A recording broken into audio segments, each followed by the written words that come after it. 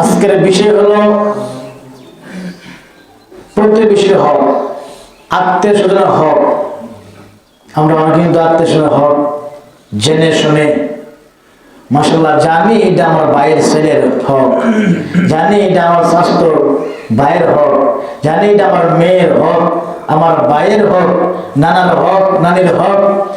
আত্মীয় প্রতিবেশীর হক আমরা কিন্তু জেনে শুনে নিজের পক্ষে দখল করে নেই, জোর জাবজ করে, বেঈমানি করে, মিথ্যা কথা বলে যখন এটা আমরা দখল করি, ওই বিষয়ে আজকে আল্লাহ আমাকে আপনাকে কি বলেন, রসুল কি বলেন, যে পরের হক খাইলে কি হয়, মাইরা খাইলে কি হয়, সেই বিষয়ে আজকে আলোচনা।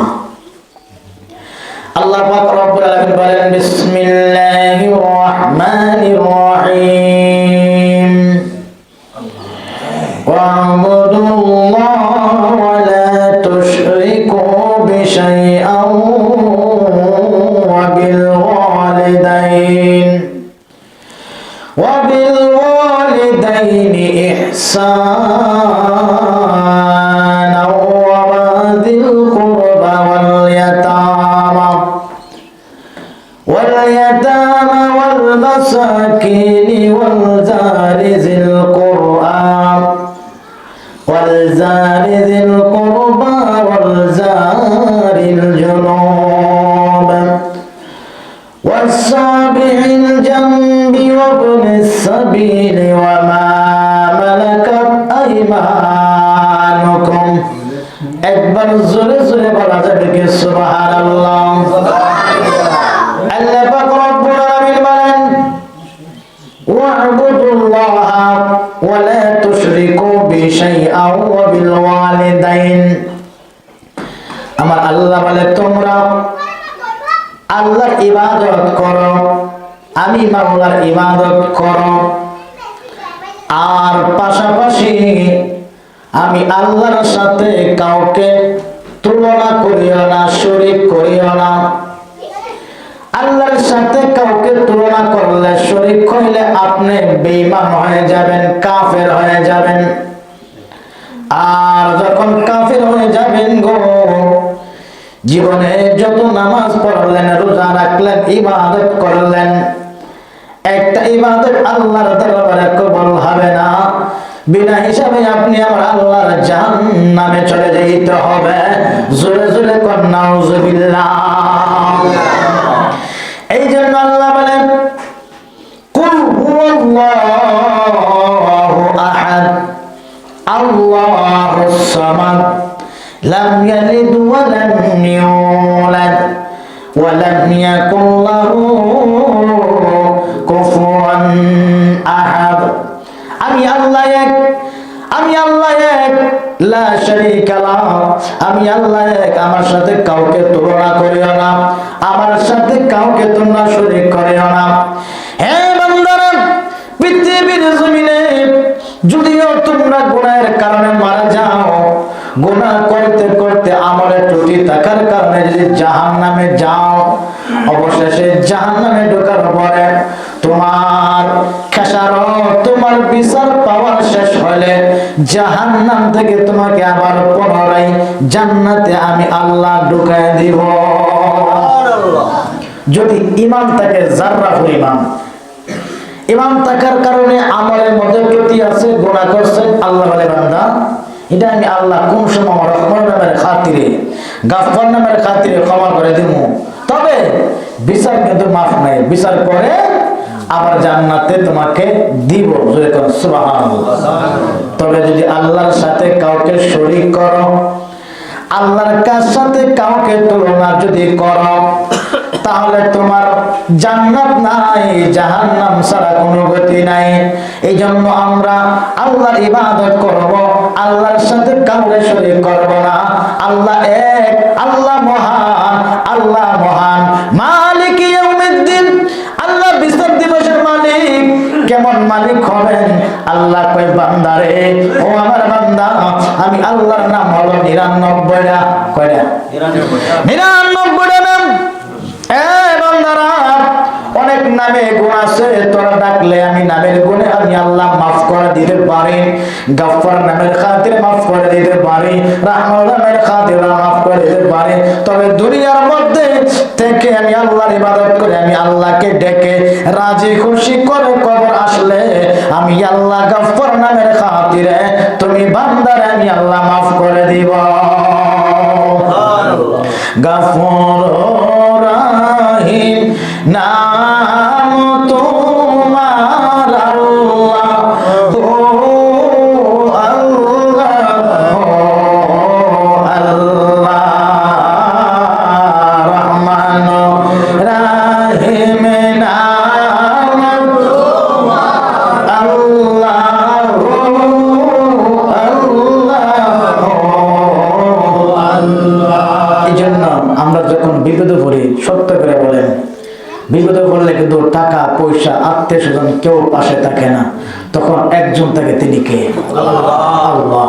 আল্লাহকে বান্দারে 24 ঘন্টার মধ্যে 24 ঘন্টায় আমি তোরে খাওয়াই, তুই তোর জবান দিয়ে কথা বলস, তোর কি ক্ষমতা আছে তোর জবান দিয়ে কথা বলার জন্য?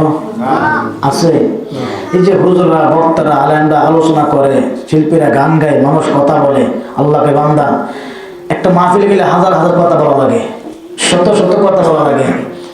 হ্যাঁ, কোন দিকে কোন সময় কথাটা কোন দিকে চলে যায়, এটার নলেজ, এটার জ্ঞান আমি আল্লাহ তার মাথার মধ্যে মেমোরি এমনভাবে ফিট করে দিলাম। আল্লাহর প্রতি ভরসা থাকার কারণে ডাইনেভাবে কোনো রাস্তা খুঁজে পায় না, কারণে আল্লাহ রহমত তার প্রতি নাযিল করার কারণে তোর জবান দিয়ে শত শত কথা আমি আল্লাহ বাহির করে দেই।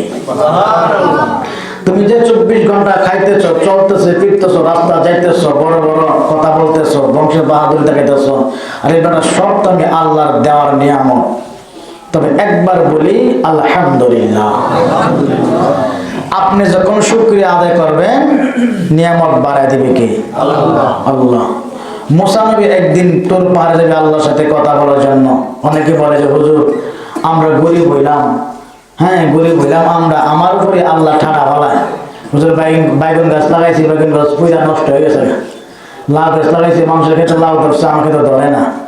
এটা বলেন না, এটা না বলে বলুন আল্লাহ তুমি যেমনে চালাও, তুমি যেমনে খাওয়াও, আমি এমনি থাকতে রাজি, তবে তোমাদের আমি শুকরিয়া মাওলা, তুমি খাওয়ালে আমি খাবো, না খাওয়াইলেও আমি থাকবো। যেরকম সুবহানাল্লাহ। তো মুসা নবী যখন তোর পাহাড়ে যাইতেছেন, 3 রাস্তার মোড়ে দেখে একজন আতরলোলা বেঙ্গোরা বৈশা বৈশা কাঁদতেছে, হাত নাই পা নাই। রোদ, বৃষ্টি আসছে, বৃষ্টিতে ভিজলেন, রোদ আসলো, রোদের মধ্যে শুকাইলেন, ছাতা ধরার মতো লোক নাই, বালু টালু ময়লা পরে তার শরীরের মধ্যে এমন অবস্থা। সেই লোকটা বলে মুসা কালিমুল্লাহ আপনি তোর পাহাড়ে যাইতেছেন, আল্লাহর কাছে কথা বলবেন, আমার একটা আরজি। বলে কি? আল্লাহকে গিয়ে জিজ্ঞাসা করবেন যে আল্লাহ আমারে যে পৃথিবীর জমিনে পাঠাইছে, কেন পাঠাইলেন, কি কারণে পাঠাইলেন? আল্লাহকে একটু জিজ্ঞাসা করবেন, আমি উত্তরটা আপনার কাছে আবার জানতে চাই। আমার তো আল্লাহ হাত দিল না, পা দিল না, একবারে প্রতিবন্ধী বানায় রাস্তার মধ্যে শুয়ে রাখছে, একবার খাইলে 3 বেলা উপবাস থাকি, একদিন খেলে 7 দিন না খাই থাকি, গোসল করতে পারি না, বৃষ্টি এলে গোসল করে, রোদ্রে শুকায়, জামা এইভাবেই থাকে। আমার আর যেটা আল্লাহর কাছে বলবেন।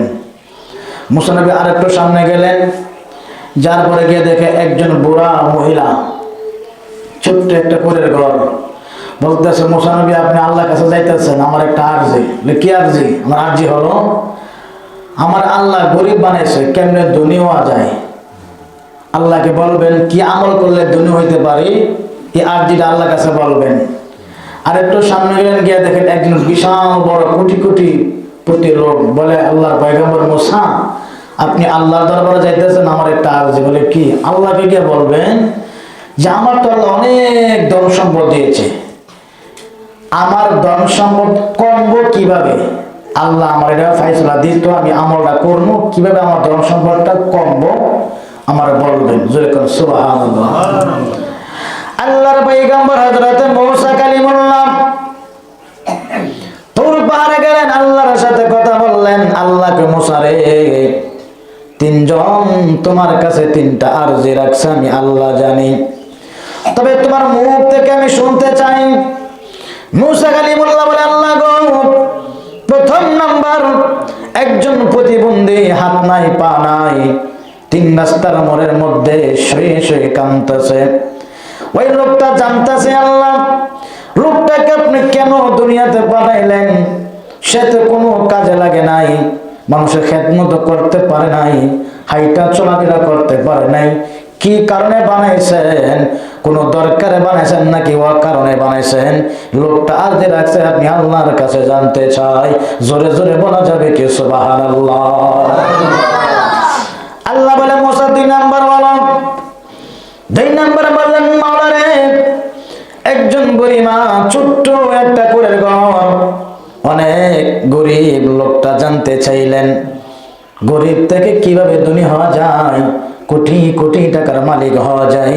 আল্লাহ আপনি বলে দিলে যে আমলের দ্বারা কোটি কোটিপতি হইতে পারে, সে আমলটা বলে দেন। আল্লাহ বলে, মুসা 3 নাম্বার বলো। মুসা কালিমুল্লাহ বলে, মাওলা রে, 3 নাম্বার ওই কোটিপতি লোক, ধনী ব্যক্তি লোক বলল, ওনাকে আপনি অনেক টাকা পয়সার দ্বন্দ্বের মালিক বানাইছেন। আল্লাহ জানতে চাই কি আমল করলে তার ধন সম্পদ কমতে পারে, আমলের কথা আপনার জানা দিতে চান।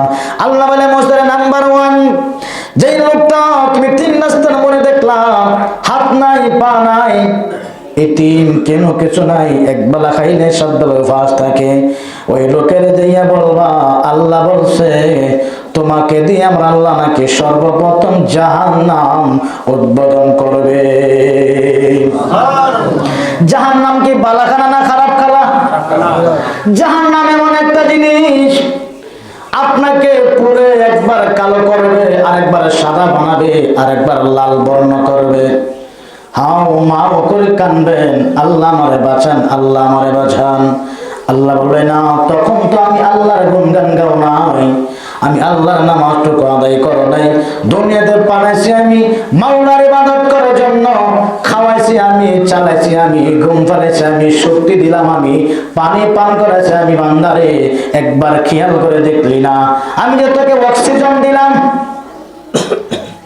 1 ঘন্টার জন্য হসপিটালে অক্সিজেন দিলে হাজার হাজার টাকা লাগে। আল্লাহ কই, বান্দারে, সেকেন্ডে সেকেন্ডে অক্সিজেন নেও, কত টাকা আমি আল্লাহরে দিছ। সুবহানাল্লাহ বলেন। এখন যদি আমি আল্লাহ বলি, আরে বান্দা, এই মুহূর্তে আমি তোর অক্সিজেন বন্ধ করে দিব, 1টা সেকেন্ড বাঁচার ক্ষমতা নাই, শ্বাস না নিতে পারলে সাথে সাথে মারা যাব। আল্লাহ কয়, বান্দারে, তারপর আমি শ্বাস বন্ধ করি নাই, দেখি আমার বান্দা আমাকে ডাকে কিনা। সুবহানাল্লাহ বলেন। মুসা শোনো, এই লোকটাকে কি বলবাম? ওই ইতিম লোকটা, যার হাত নাই পা নাই, প্রতিবন্ধীকে আমি আল্লাহ সর্বপ্রথম তারে জাহান্নামে পাঠাইয়া জাহান্নাম উদ্বোধন করব। তাকে গিয়ে বলে দিব আমি আল্লাহ তাকে আমলটা করার জন্য বললাম। 2 নাম্বার কথা হলো, বুড়িমাকে বলবা, বুড়িমা, ও বুড়িমাকে গিয়ে বলবা, গরিব থেকে ধনী হইতে হইলে বেশি বেশি করে আমি আল্লাহর শুকরিয়া আদায় করতো। দেখবেন একদিন করতে করতে আমি আল্লাহ তারে কোটি কোটি টাকার মালিক বানায় দিব। 3 নাম্বার যে বলছে যে ধনী থেকে গরিব হইতে চাই, আজকাল তো কেউ চায় না যে ধনী হইতে গরিব আছে, কেউ গরিব থেকে ধনী হইতে চায়। এই লোকটা বলতেছে, আল্লাহ আমি ধনী থেকে গরিব হইতে চাই, তার মানে বোঝাই যায় তার মনের মধ্যে অন্য কিছু আছে, ঠিক কিনা? আল্লাহকে, মুসা রে, ওই ধনী ব্যক্তিকে গিয়ে বলবেন ওই লোকটা যেন বেশি বেশি করে আল্লাহর রাস্তায় সদকা জারি করে, তাহলে তার ধন সম্পদ আস্তে আস্তে কমে যাবে। 3টা প্রশ্ন নিয়ে আসলেন। প্রতিবন্ধীটা দেখে মুসা কালিমুল্লাহ, আল্লাহ কি বলছেন? আল্লাহ বলেছেন, তোমাকে দিয়ে নাকি আমার আল্লাহ সর্বপ্রথম জাহান্নাম উদ্বোধন করবে। ওই প্রতিবন্ধী যুবকটা চোখের পানি ফেলে ফেলে কান্না শুরু করে দিল, আর জবান দিয়া আওয়াজ বার করে দিল, আলহামদুলিল্লাহ। মুসা কালিমুল্লাহ বলে, প্রতিবন্ধীরা, আল্লাহ তোমাকে দিয়ে সর্বপ্রথম জাহান্নাম উদ্বোধন করবেন, আর তুমি এখন আলহামদুলিল্লাহ বলতেছ। যুবক ডাক দেখে, মুসা গো, আল্লাহ যেহেতু আমাকে দুনিয়াতে পাঠাইছে, আগে মনে মনে ভাবছিলাম আল্লাহ বুঝি আমার কোনো কারণ ছাড়াই বানাইছে, এখন বুঝতে পারলাম আমার মাওলা আমাকে দিয়ে জাহান্নাম উদ্বোধন করবে। আল্লাহর প্রতি রাজি খুশি হইয়া শুকরিয়া আদায় করলাম আমি মাওলা। একবার জোরে বলা যাবে কি আলহামদুলিল্লাহ? এই দুয়াটা পড়লেন আলহামদুলিল্লাহ বলে শুকরিয়া আদায় করছে কার? জোরে কোন কার? আপনার আমার কাছে তো বলতো যে তোমার আল্লাহ বানাইছে জাহান্নামে দিব, আপনি কি কইতেন জাহান্নাম যখন দিবই যা খারাপ কাজ সব করি, কথা বল না করে যত খারাপই আমার সব করবো আর বেশি করবো। আল্লাহ বলছে আমরা জাহান্নামে দেব, আর ওই লোকটা বলতেছে আমি এতদিন ভাবছিলাম বুঝি আল্লাহ আমার কোনো কাজে বানায় নাই, এখনো ভাবতেছি বুঝলাম আল্লাহ আমার একটা কাজে বানাইছে, এটা হলো আমাদের জাহান্নাম উদ্বোধন করবে। আচ্ছা আল্লাহ যদি আমার জাহান্নামে দেয় তো আল্লাহর খুশি আমি হইলাম, কথা বলেন ঠিক কিনা? লোকটা খুশি হয়ে গেল। 2 নাম্বার বুড়িমার কাছে গেল। বুড়িমার দেখো মোসা গো কেমনে আমার ধন সম্পদ বাড়বো? মোসা কালিমুল্লাহ কই মা গো মা, আল্লাহ বলছে 3,24 ঘন্টা মাওলার শুকরিয়া আদায় করো, আলহামদুলিল্লাহ বলো, আমার আল্লাহ তোমার ধন সম্পদ বাড়ায় দিবে। নাফরমান বান্দি ডাক দিয়ে কই মোসা কালিমুল্লাহ এই জন্য বুঝি আল্লাহর কাছে তোমাকে পাঠাইছিলাম, আর যে জন্য মোসা কালিমুল্লাহ আলহামদুলিল্লাহ বললে আর কি হবে, আর কি ধন সম্পদ বাড়বে? নাফরমান বান্দী এই কথা যখন বলল, সামনে মোসা কালিমুল্লাহ চলে গেল। হঠাৎ করে দেখতেছে আমার আল্লাহ বান্দির প্রতি নাফরমানতি, তার প্রতি নারাজ হইয়া এমন ঝড় তুফান দিছে গো, ঝড় তুফানে যে ছোট্ট ঘর ছিল সেই ঘরটা আমার আল্লাহ ধ্বংস করে ফেলাইছে। দেওয়ার মালিক কে? নেওয়ার মালিক কে? বিশ্বাস হয়নি? অনেকে আছে যে আমরা তো দুনিয়া হয়ে গেছি আর কি গরিব না, একটা সেকেন্ড লাগবো, রাত্রে ঘুমাবেন সকালে দেখবেন সব শেষ। এই জন্য আল্লাহ বলছে কোন রাস্তায় খরচ করবা সেই রাস্তাটা আমি দেখা দিলাম। বুড়িমা কান্দে হাই হাই রে, আগে তো ছোট্ট কুড়ের ঘর ছিল, এই ঘরটা বুঝি এখন আল্লাহ নিয়ে গেল, থাকবো কই খাইব কই? 3 নাম্বার ধনী ব্যক্তির কাছে যখন গেলেন, বলে মোসা কালিমুল্লাহ গো আমার ধন সম্পদ কেমনে কমবে? আল্লাহ কি বলছেন? আল্লাহ বলছে বেশি বেশি করে আল্লাহ রাস্তায় সদকা জারি করো, মসজিদ মাদ্রাসার মধ্যে মিলাদ মাহফিলের মধ্যে বেশি বেশি করে খরচ করো, এতিম মিসকিনকে খাওয়াও, মানুষের মুখের মধ্যে খাবার তুলে দাও, আমার আল্লাহ তোমার ধন সম্পদ কমে দিবে। জোরে বলা যাবে কি সুবহানাল্লাহ? এই লোকটা শুকরিয়া আদায় করছে আলহামদুলিল্লাহ, আজকে থেকে আমার যত ধন সম্পদ আছে গো সবগুলা বিক্রি করে আল্লাহ রাস্তায় মসজিদ মাদ্রাসায় ইতিম মাদ্রাসায় আমি ইতিমের মুখের মধ্যে খাবার তুলে দিলাম। আমার আল্লাহ কয় মোসা রে শুকরিয়া আদায় করার পরে আমার বান্দা ধনী ব্যক্তি সকল মাল সামানা বিক্রি করে আল্লাহ রাস্তায় মসজিদের মধ্যে টাকা বিলিয়ন করে দিয়েছে, মাদ্রাসার মধ্যে দিয়েছে, মাহফিলের মধ্যে দিয়েছে, ইতিমের মুখের মধ্যে খাবার দিয়েছে। আমি আল্লাহ খুশি হইয়া আগে ছিল 200 কোটি টাকার মালিক, আমি এখন 2000 টাকার কোটি টাকার মালিক বানায় দিলাম।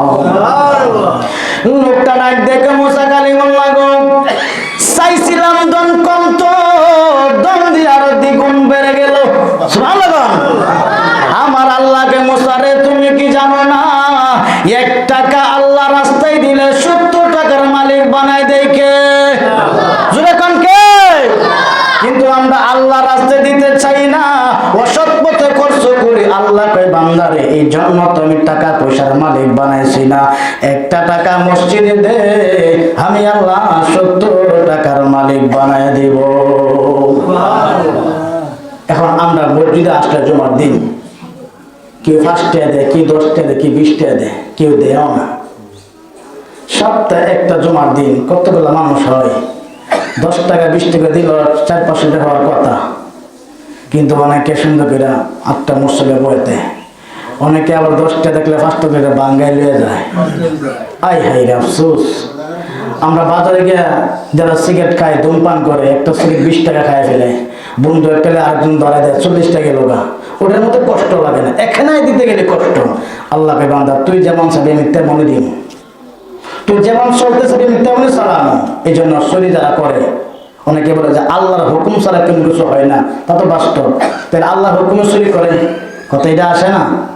তো আল্লাহর হুকুম চুরি করে এটা না, আল্লাহকে বান্দার যেটা স্বামী এটাই দেই। বান্দা কো আল্লাহ আমরা চুরি করার তৌফিকটা দাও, আমরা চুরি করতে আমার ক্ষমতাটা দাও। আল্লাহ কো যা তুই চুরি করে যা, আমি তোর ব্যাপার, তুই কর চুরি, ক্ষমতা দিলাম।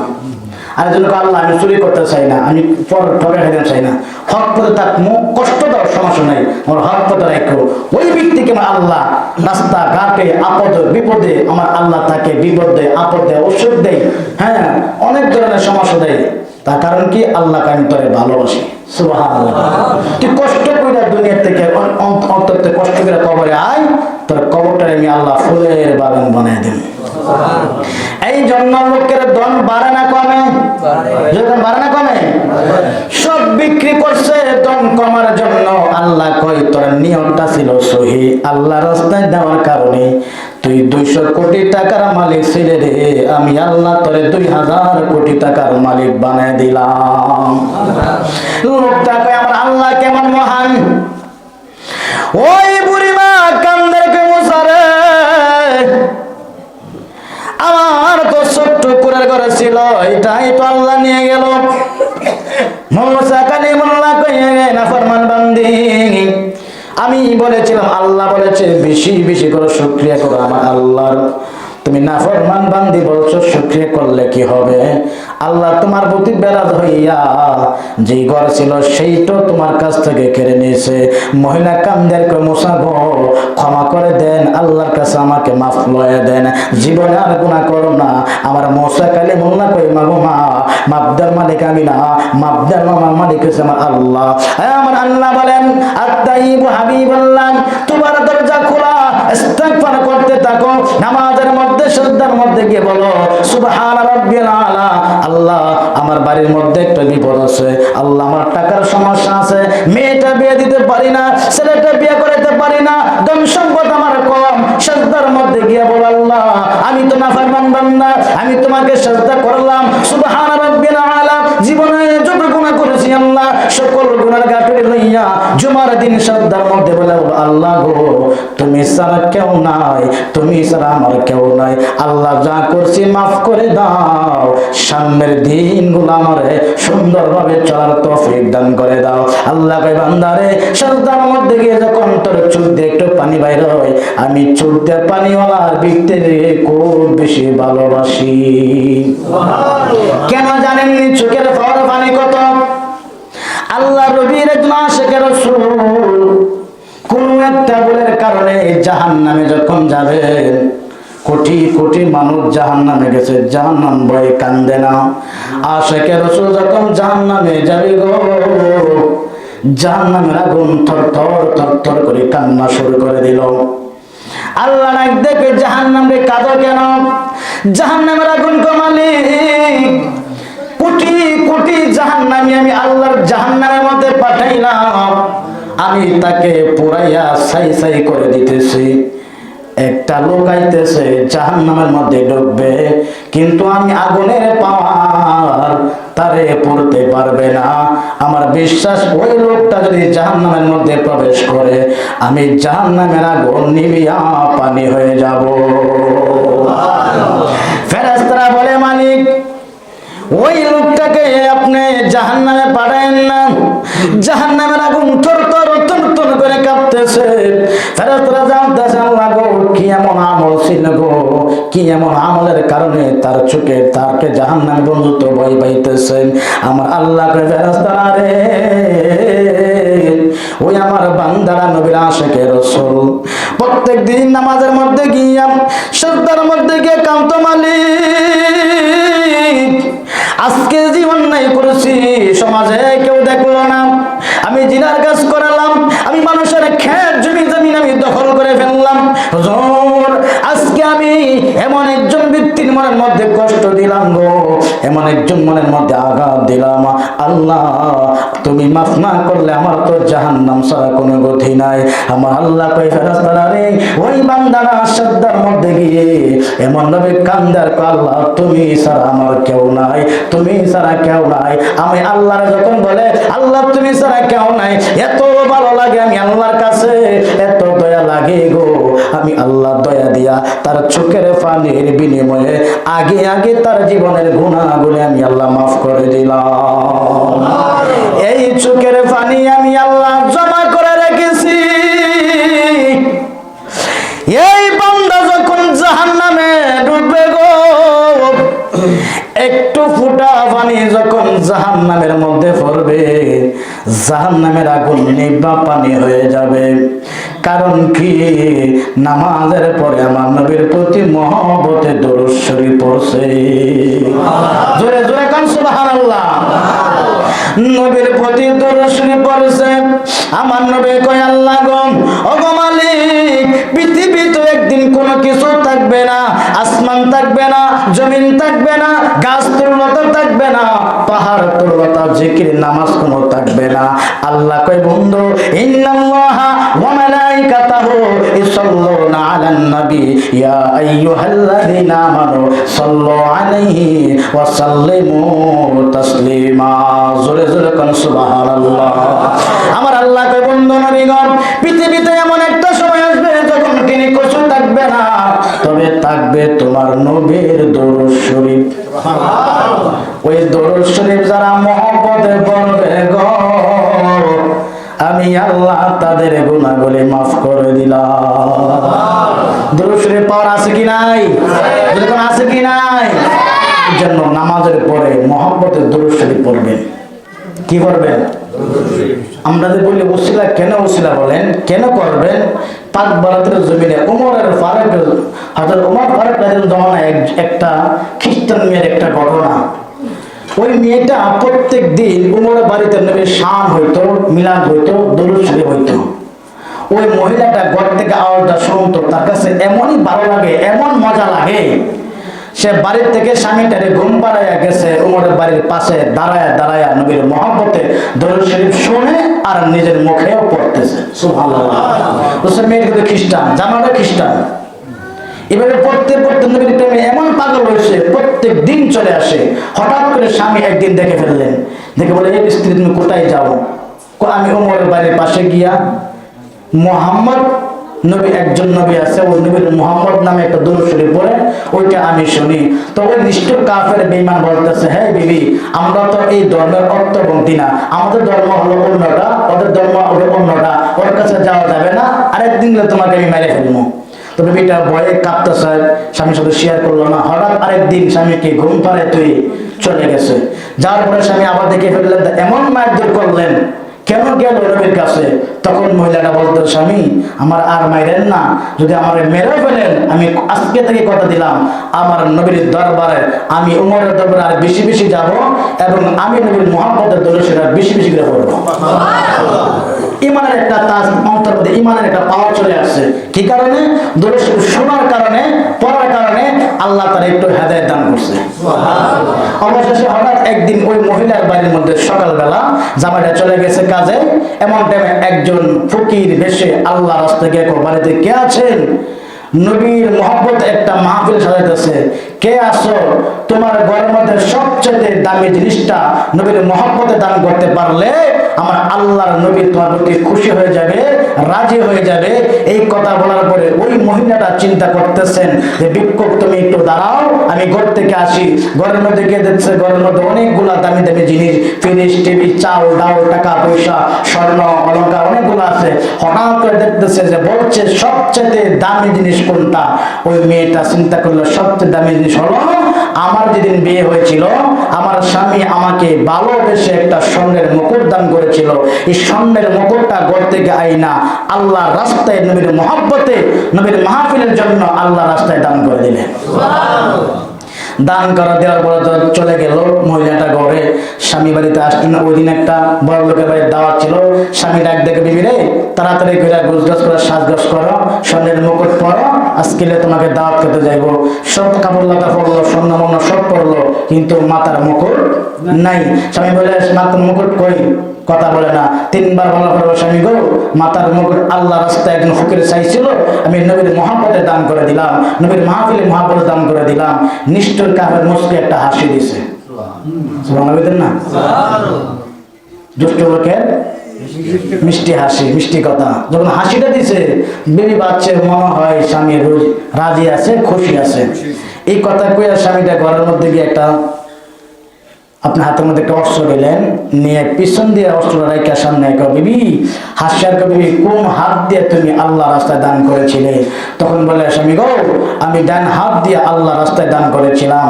ডান হাতটা দাও, তোমার হাতটা আমি একটু ধরি। যেই মতো ডান হাতটা বাড়াইলো, নিষ্ঠুর কাফের তলোয়ারটা দিয়ে এমন একটা আঘাত করছে, ডান হাতটা এখান থেকে কোপ দিয়ে আলাদা করে ফেলছে। মেয়েটা চোখের পানি ফেলে কান্দে, ডাক দিলেন নবী গো, তোমার মহব্বতে আমি আল্লাহ রাস্তায় দান করেছিলাম নবী গো, ডান হাতটা আমার কেটে ফেলেছে আমার স্বামী। মেয়েটা চোখের পানি পড়তেছেন। নিষ্ঠুর স্বামী কবি রে, আর কোন হাত তোমার মধ্যে জড়িত ছিল? সংযোগ ছিল স্বামী গো, বাম হাতের মধ্যে একটু সংযুক্ত ছিল। মিথ্যা কথা বললেন, সত্য কথা বললেন। এমন টাইমে বাম হাত যখন বাড়াইলেন, আবার নিষ্ঠুর স্বামী বাম হাতের মধ্যে আঘাত করলেন। দুইটা হাত আলাদা করে বিবিদের জমিনের মধ্যে শোয়া দিয়া স্বামীর বাড়ির মধ্যে বই চলে আসছে। কিছুক্ষণের মধ্যে পুলিশ আসবে, আমাকে ধরে নেবে। বাড়ি থেকে পড়ে যাইতেছে, আর মহিলাটা অজ্ঞান হয়ে পড়ে আছে। কিতাবের মধ্যে এসেছে, মহিলাটা যখন 3 দিন পার হয়ে গেল, অজ্ঞান ফিরে না, জ্ঞান ফিরে না। 3 দিনের মাথায় আবার নবী রাহমাতুল লিল আলামিন নবী আয়েশা হাজির হয়ে গেল। আর যেটা কন্যা ইয়া রাসূলুল্লাহ, আমার নবী একটা ডাক দেখো, পাগলনি রে, এ পাগলনি, আরে তুই তো অন্য কারোর জন্য আল্লাহর রাস্তায় স্বর্ণের মকর দাস নাই, আমি রাসূলের মহব্বতে স্বর্ণ মকর দান করলি রে। 3 দিন যাবত তুই অজ্ঞান হয়ে পড়ে আছো, কেউ তোর দেখতে আসে না, কেউ তোর খোঁজখবর নিতে আসে না, কিন্তু যার জন্য তুই হাত কাটলে সেই নবী আয়েশা তোর ঘরের মধ্যে হাজির হয়ে গেল। মেয়েটা স্বপ্নের মধ্যে কান্দের করে, নবী গো, জীবনে কালিমা পড়লাম না, নামাজ পড়লাম না, একদিন রোজা রাখলাম না, কিন্তু আপনি নবী আমার ঘরের মধ্যে আসবেন আমি কল্পনা করতে পারি না। হাত গেলে গেছে নবী গো, আপনার নবীর আগমনে আমার সোনার জীবন ধন্য হয়ে গেছে। মহিলারা কান্দে। কিতাবের মধ্যে পাইলাম নবী কয়, মেরে আমার পাগল নেই তো হাত কোথায় রাখলে? মেয়েটা ডাক দিয়ে, হুজুর আমার 2 হাত কানা কেটে দেওয়ার পরে তেল দিয়া বাজি করে আলমারির মধ্যে প্যাকেট করে রাখলাম। আমার নবী 2খানা হাতগুলা আনলেন, আনিয়া 2 হাতের মধ্যে তুতুম মোবারক যখন লাগায় বললে, পাগলনি রে, আমি তুতুম মোবারক দিলাম, তোর হাতটা আগের চাইতে আরো ভালো হয়ে যাবে। মেয়েটা যখন স্বপ্ন ভাঙলো, তাই দেখে আসলে বাস্তব স্বপ্ন দেখছে। 3 দিন আগে ছিল হাত কাটা, স্বপ্নে ভাঙার পরে দেখে গো 2 হাত জোড়া লাগা। সুবহানাল্লাহ বলেন। মেয়েটা কান্দে আর ডাক দিয়ে কয়, গো মায়ার নবী গো, তুমি দেখা দিয়া কোথায় লোকাইলা? বলেন ও গো মায়ার নবী গো, তুমি দেখা দিয়া